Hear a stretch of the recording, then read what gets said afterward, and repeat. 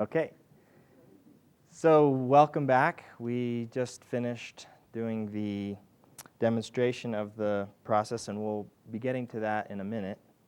What I want to do first is, now that you've had a day for beginning to explore beliefs, I want to start giving you some tips for elicitation. Yesterday was sort of just throwing you in and letting you sort of use what you already had to begin to explore how to find a belief and find a belief that really you wanted to work with, and to begin to explore the ecology of it, looking at how the belief is in service of the person, how is it a limitation, beginning to try and formulate a new belief that fits a similar format to the other belief, to the old belief. So all these things you were doing yesterday, while you were also trying to learn the techniques, the submodality belief change, and now today, beginning to explore the walking belief change. I have no doubt that your work today will come much easier to you, just because of your willingness yesterday to just jump in and use the skills that you've developed so far, and just to begin to try and play with it sort of free form and just see what you could find. So now a few tips.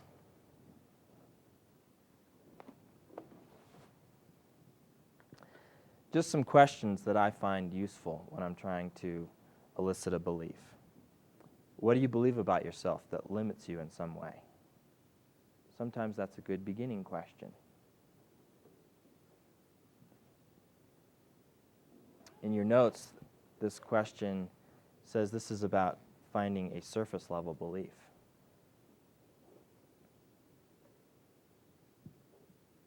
So let's explore that a minute. How might this be an example of how to find a surface level belief? Because as we defined surface level yesterday, what's surface level again? Behaviors, capabilities, about performance, right? Rather than absolutes about self, which are more core level. So what do you believe about yourself that limits you in some way? This question right here, this part of the question that limits you, that really helps you to think about sort of what's holding you back, right? Does that make sense when you hear that question inside yourself? You kind of think, what do I think about myself that holds me back? So that can begin to go to that capability level. You know, I think I can't this, or I can't that, or I'm not able to this, or I have difficulty with that. Or an example might be, well, I'm a procrastinator. Immediately we all sort of hear, I am procrastinator. That sounds like a identity level belief, right? But we denominalize procrastinator, right? And what do we get? I procrastinate. So that can begin to help you to find how the person procrastinates and where and so on, right? So you can work with the belief, I procrastinate in these particular contexts, and explore whether the belief's to be changed or whether there's new strategies or wherever to work with. So that question can really help you to get to some of those distinctions. What do you want? What stops you from getting it? That's an outcome level question, right? What do you want? So people will begin to express a goal, an outcome, an objective. And then what stops you from getting it, sometimes a belief will emerge from that question. What stops me? I'm not able to do this, or I can't do that, or I'm not smart enough to do this. I don't have the resources. I'm not skilled enough. So on and so forth. So that question often can uncover a belief. What stops you from getting it?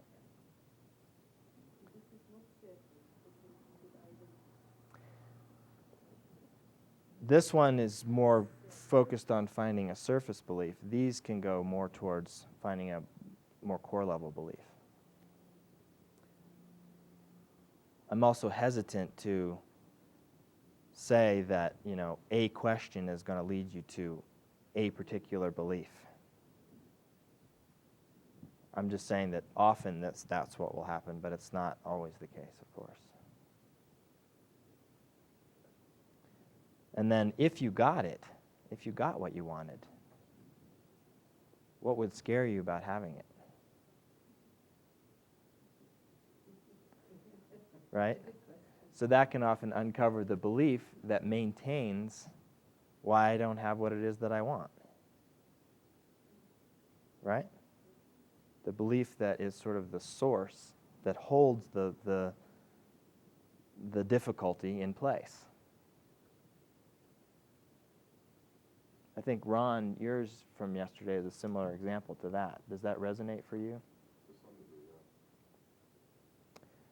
That particular, it's like if I have it, then it'll mean something that is like too difficult to deal with or too scary to imagine, or I don't know. I think it would be great if I had it. okay. The whole belief changed, but I mean the way that you had it structured. You had this cause-effect going on. So state it, and let's just play with it a little bit, if you don't mind. Trying to state the belief in a way that kind of makes sense, because I think it's more about a state of being, like to admit that, say for example, others are correct is somehow to admit that I'm stupid. Right. Yeah. To admit that others are correct, okay? To admit that they're correct proves that you're stupid. That's correct, yeah. Okay. Yeah, well, that's, Right? yeah. So there's a cause-effect there, and that could be, a scary proposition. Yeah. It's like, if that's true, then But I must be, yeah. Well, then I must be. That's, yeah. And I don't want to be, right? Stupid, of course. Exactly. So, it's like, okay, how do we work with that belief to begin to shift that? So that kind of question can get you sometimes to that place. Okay? Some other tips. So that's sort of the beginning of elicitation, and then this begins to help us define it, the belief, more clearly. In what areas or contexts of your life does this belief create, cause, or act as a limitation? So what does that do? That chunks it down, doesn't it? It gives it a specific area to focus on. Because as we found yesterday, some beliefs actually serve us in certain ways and are limiting to us in other ways. So when we're going to change a belief, we don't want to change the part that is a resource to us, right? We want to make sure we retain that. As we explored with Gene's experience, his metaphoric belief, life is an exploration. There were some really nice parts of that, weren't there, Gene? Oh, yeah. There was a lot of resource in that belief. And yet, it also became devoid of something when you got married. It was missing bringing your wife into that metaphor. So we wanted to retain the part of it that was useful and also add elements that could enhance the belief to bring her into the experience. It's almost like updating it to the new reality, isn't it? Updating it. That's a good way of describing it, yeah.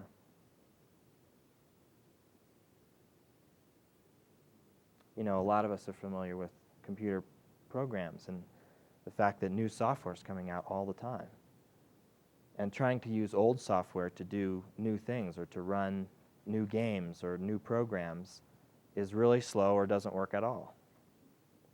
Right? And so we have to upgrade our computers. Upgrade the speed of their computer. We have to upgrade the software so it'll run what we're currently trying to do more efficiently. So that's a nice metaphor for what we're doing with belief changes. We're updating our old beliefs to serve our current life.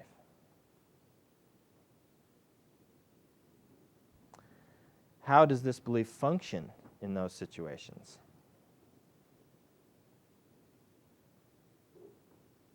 that really has the person sort of step into it, doesn't it?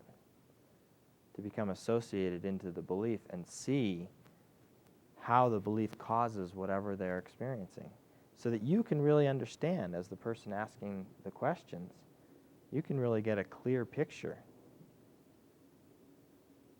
of the belief, how it works, and that can help you with ecology as well, to make sure that you're really just dealing with the part where it's less functional, dysfunctional. Yeah? Can we pause that 1 second?